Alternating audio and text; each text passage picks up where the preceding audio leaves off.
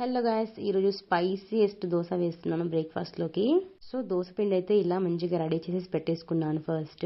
So next అయితే ఒక గరిటెతో తీసేసుకొని పాన్ పైన ఇలా మంచిగా రౌండ్గా ఒక దోశ అయితే వేసేసాను అనమాట. పల్చగా వేసుకోవాలి, చాలా బాగా వస్తుంది, చాలా తిక్కిగా కాకుండా. సో నెక్స్ట్ అయితే నా దగ్గర పండు మిర్చి అండ్ చింతపండుతో చేసిన పచ్చడి ఉందనమాట.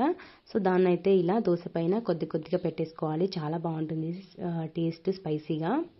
అండ్ నెక్స్ట్ అయితే ఆలూ బాజీ వేసుకుంటున్నాను. సో ఆలూ బాజీ అయితే ప్రిపేర్ చేసేసుకొని పక్కన పెట్టేసుకున్నాను ముందే. సో ఆలూ అయితే తీసుకొని ఇలా సైడ్లో వన్ సైడ్కి ఇలా పెట్టేసుకొని మొత్తం ఇలా రోల్ చేసేసుకోవాలి హ్యాండ్స్తో. అండ్ నెక్స్ట్ మీకు నచ్చితే మాత్రం ఆయిల్ అండ్ కొంచెం ఆనియన్స్ కూడా యాడ్ చేసుకోవచ్చు, కానీ నేను బ్రేక్ఫాస్ట్లోకి అవి రెండు అవాయిడ్ చేస్తున్నాను అనమాట. అన్ని రోల్ చేసేసుకొని బ్రేక్ఫాస్ట్లోకి పెట్టేసుకొని తింటే పిల్లలు కూడా చాలా ఇష్టంగా తింటారు రోల్స్ చేసి పెట్టేస్తే. సో ఒకసారి మీరు కూడా ట్రై చేసి ఎలా ఉందో నాకు కామెంట్ చేసేయండి. Thanks for watching. వీడియో నచ్చితే సబ్స్క్రైబ్ చేసుకోవడం అసలు మర్చిపోకండి.